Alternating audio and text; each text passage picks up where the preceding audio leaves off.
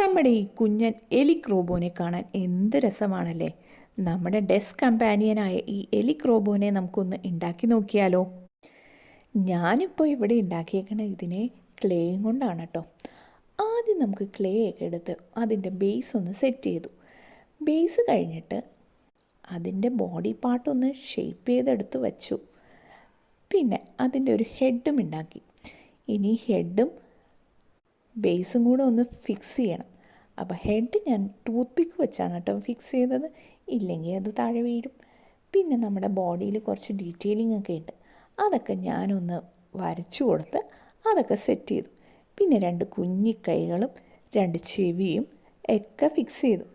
അപ്പം നമുക്കിതിനി ഉണങ്ങാൻ വയ്ക്കാം.